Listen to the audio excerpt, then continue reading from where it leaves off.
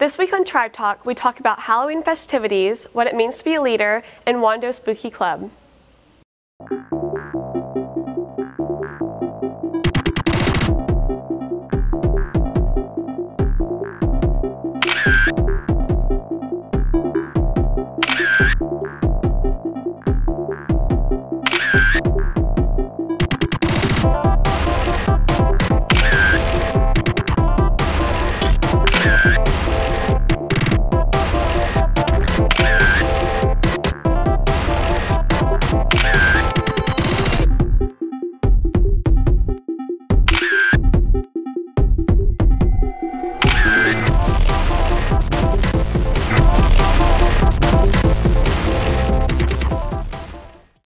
Good morning, Wando. I'm Savannah Hodson, bringing you this week's episode of Tribe Talk.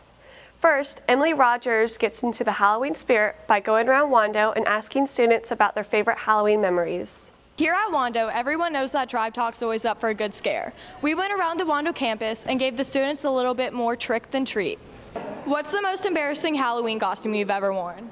I don't know. It's for real, I don't know. I dressed up as Tinkerbell. Oh, I'm not prepared for this. I thought Laura said she was going. My mom made me dress up as a... Dress up like a girl. When... Oh my God! When I was 3 years old, I wore a... Oh my God! What are you guys gonna be for this Halloween? Chicken. A chicken. Yeah. a Ninja Turtle. Alrighty then. Everybody, I guess. Like, what's something funny?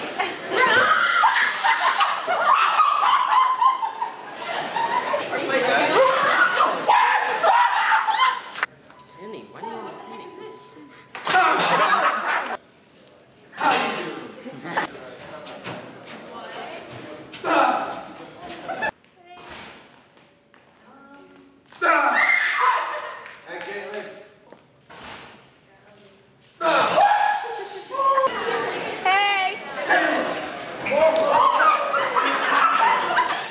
Thanks, Emily. But here's the real scare, Ebola.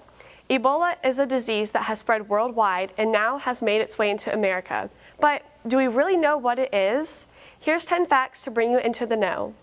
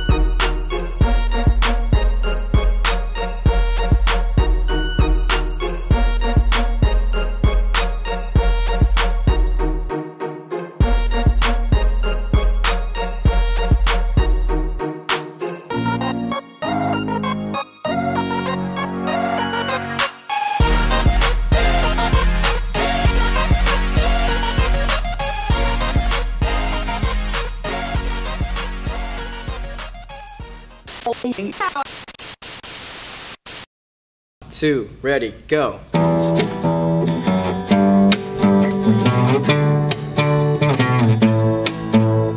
Ben's got a pick in hand. Looks around the room, doesn't have a plan. He's gotta get our credit, but he sings at art and he can't really sing, and I don't even know why. But he's coming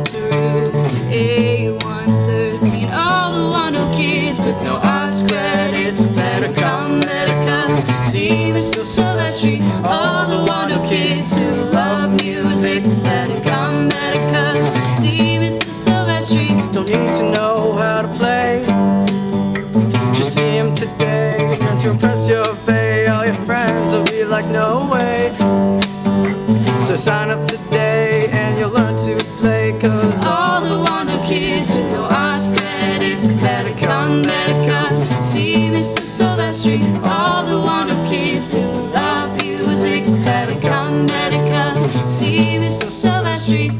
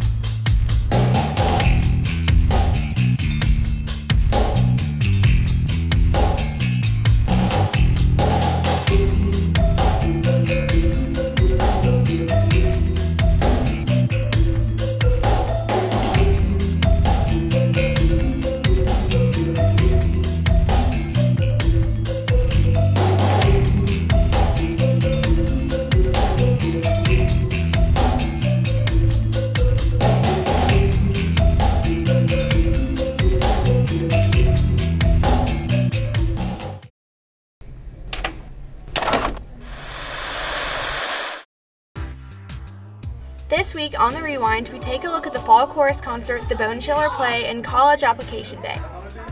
On Tuesday, October 7th, Wando Chorus classes performed a spectacular concert in the Performing Arts Center. This night really showed the hard work and dedication of the Wando Chorus classes. During the weekend of October 9th through 11th, Wando's drama classes performed their fall play titled Bone Chiller in the Black Box Theater. This comical mystery really kept everyone in the audience on the edge of their seats. Thursday, October 16th, seniors applied for their dream colleges in the Center for Advanced Studies. Along with guidance counselors, students applied to schools nationwide during this helpful experience. This has been Morgan Bose reporting for The Rewind.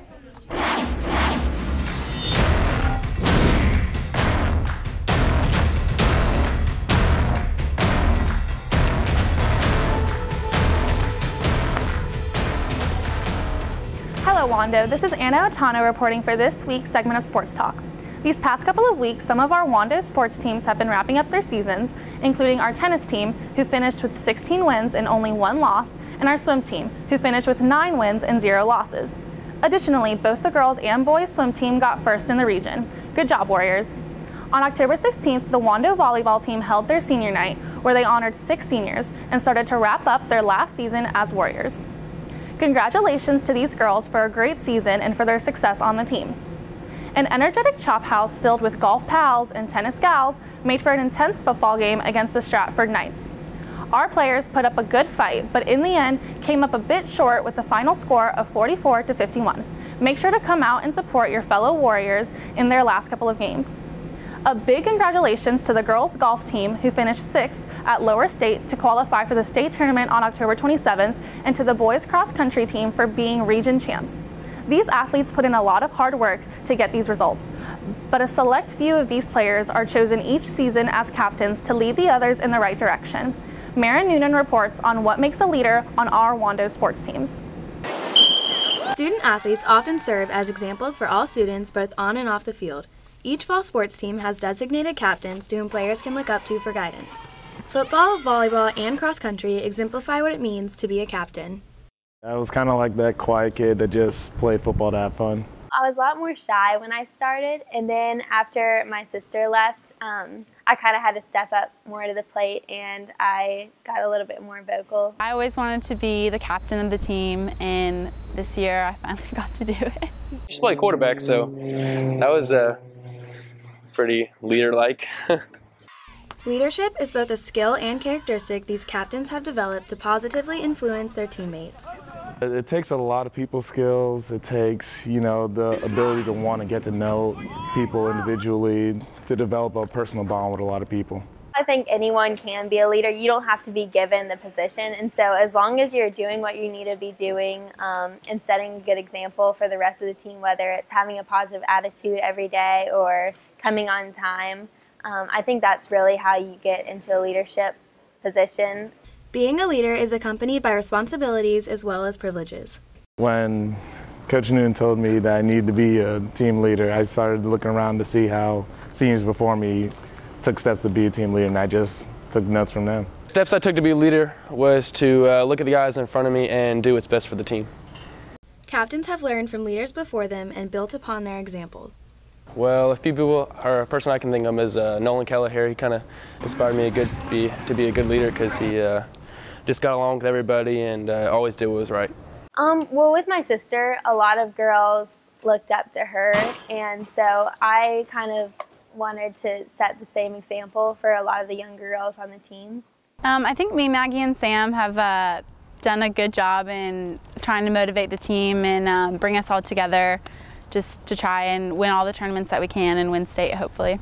By the end of the season, I hope to accomplish a lot of things, but the number one thing is to win a state championship.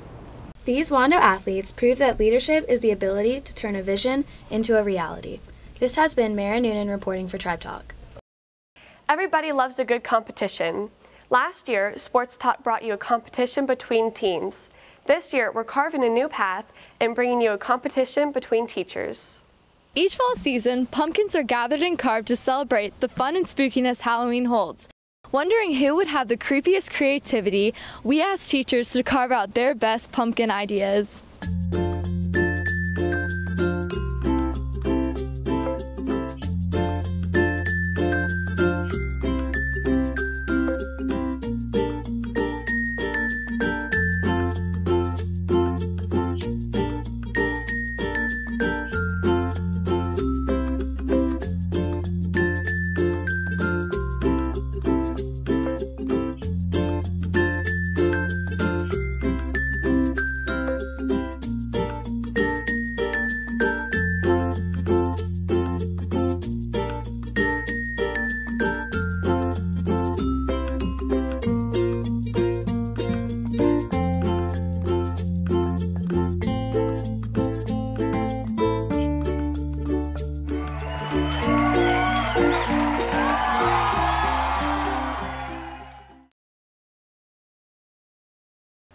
Every October, Boone Hall has its annual Fright Night. It begins September 26th and goes on until November 1st. Not only is it fun to go to, but for the actors, it's something that they look forward to every year. Here's Gina Mataloni with more insight. Are you ready for tonight? Many people in Mount Pleasant know Fright Night as the annual place to go to get a good scare. But certain workers take advantage of the opportunity in front of them. Jessica Rayfield tells us her story on how she is turning this event into a practice for her future. The first moment that I knew for certain that my home was on the stage, or in acting in general, was during a performance called Miss Nelson is Missing. And as soon as I heard the audience applauding and cheering, I just knew that acting was going to be a major part of my life. Fright Night would be great to help her acting career because we are in front of a bunch of people all the time. You know, as she goes around as a narrator, talking to 30 or 40 people at a time, you're very much in front of people and you're putting on a show essentially. Some of the advantages is I get to see so many different people, and you get to see the people who come in wanting to be scared, the people who come in not wanting to be scared, and it presents a kind of challenge to really draw them into the world. I have to tell the story. I have to prepare the scenes without giving anything away, or maybe just a little bit, but not giving away the whole scene. Jessica mainly does our narration stuff. She is our top narrator. She is the last person that we cut at the end of the night when we start cutting to him because we want her to be out there. She was very entertaining. I have to be in character the entire night. And on a busy night like Saturdays when we have nonstop people coming in, I literally do not get a break to just sit down, relax. Everybody else gets about 45 seconds to a couple of minutes to kind of recoup. I don't really get that. I get maybe 10 seconds at the most. She's been here for quite a while, so a lot of the people look up to her, and it's good morale for the rest of the people here. Jessica takes her job very seriously. If you could see the look on her face when she does her narration, it is unbelievable. She doesn't overplay. She does her job perfectly. Aside from Fright Night, Jessica has looked into other acting opportunities in Charleston. I was in things from, mostly in kids shows and things that went with the Charleston Theater, but I was also in The King and I was in Wind in the Willows, Charlotte's Web, and A Christmas Carol at one point. Jessica plans to keep acting as a major part of her life, as well as obtaining a higher position at Fright Night. In a few years, she would probably be able to be in with our staff, or or maybe even beyond that. I know that acting is going to be part of my life for the rest of my life. It's been my life since I was a very, very young. But I would like to think that I would still be involved with Fright Nights in some way. This has been Gina Mataloni reporting. Wando has a variety of clubs. However, this club may haunt you. Sarah Elizabeth Bidwell is here to report. Mr. Caston, a well-known and liked yearbook advisor, is more than your average teacher. During his teaching career, Mr. Caston and 3 of his friends created the paranormal investigation team known as PIT. We were on a field trip one day, and one of the guys, we were going to this location, and I looked up stuff on it, and it said it was haunted. He kind of looked at me funny, he said, "Do you believe in this?" And we got to talking, and we kind of threw around the idea of doing ghost hunting. Finally, about a year later, I brought up a place, and he immediately got online and bought $400 worth of equipment and said, "No more talking about it, let's just do it." Using the investigation equipment, Mr. Caston and his team are able to recognize when an entity is present. We use a variety of pieces of equipment, a lot of it focusing on audio, visual, and electromagnetic readings.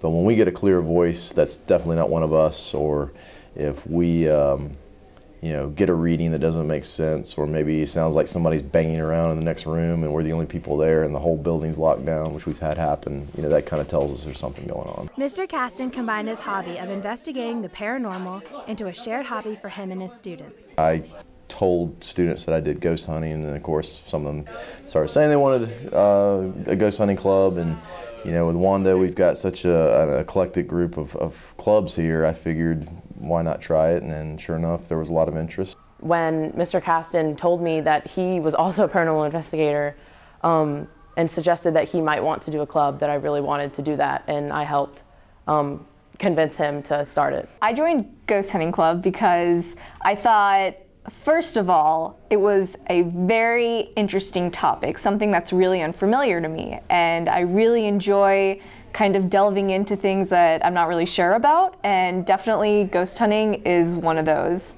Though anyone can join, students must take this club very seriously.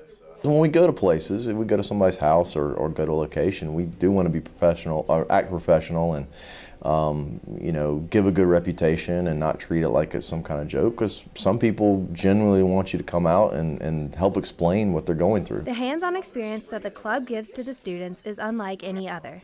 I think it's going to be really interesting to be outside or at some person's house at night and anxiously awaiting to see if afterwards we can try to record some evidence and see what happens. I think the most interesting thing about the club is that there's fear involved. Typically with school clubs, it's sugar-coated, and you don't really get to see things or do things that kind of reach out of your comfort zone. I guess it's kind of that anticipation and that thrill when something actually happens. Sometimes you go through a lot of evidence and a lot of hours sitting around with nothing going on, but when that finally does happen, when you finally pick something up or something occurs, there's that real big excitement that you get out of it. This has been Sarah Elizabeth Bidwell reporting for Tribe Talk. Thanks for watching, Wando. Stay tuned for this week's Tribe Talk Presents, and have a happy Halloween. This has been Savannah Hodson reporting.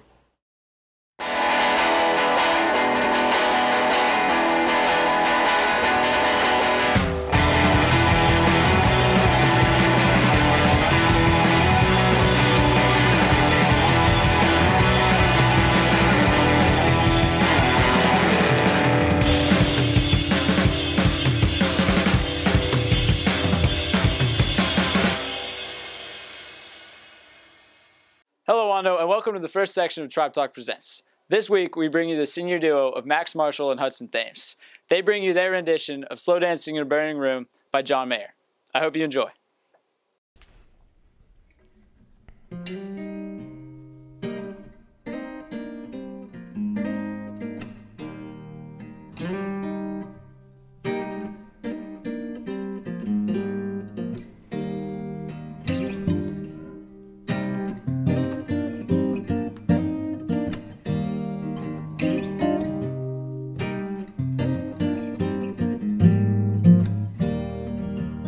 It's not a silly little moment.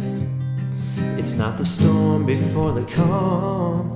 This is the deep and dying breath of this love that we've been working on. Can't seem to hold you like I want to, so I can feel you in my arms. Nobody's gonna come and save you. We pulled too many false alarms.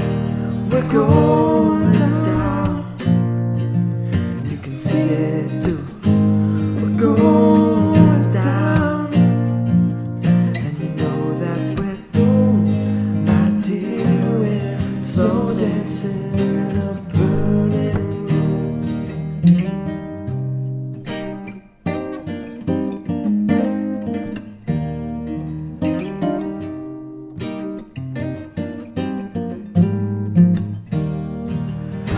the one you always dreamed of.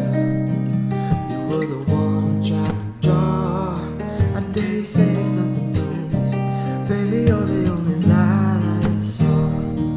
I'll make the most of all the sadness. You'll be it just because you can. You try to hit me just to promise, so you leave me feeling dirty, cause you can't understand. We're going down, you can see it too.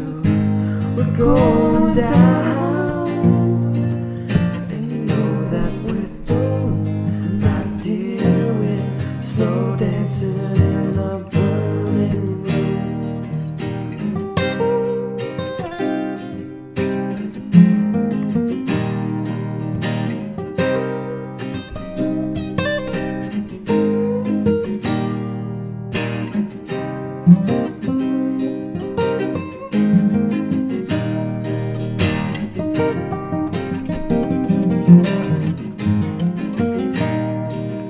Go cry about it, why don't you?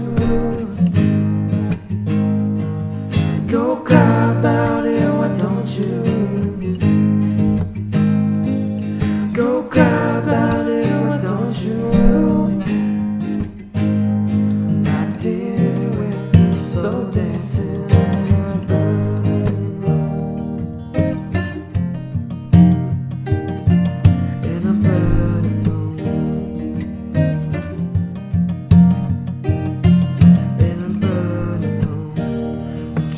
I know by now. Don't you think we should learn somehow? Don't you think we ought to know by now? Don't you think we should learn somehow? Don't you think we ought to know by now? Don't you think we should learn somehow?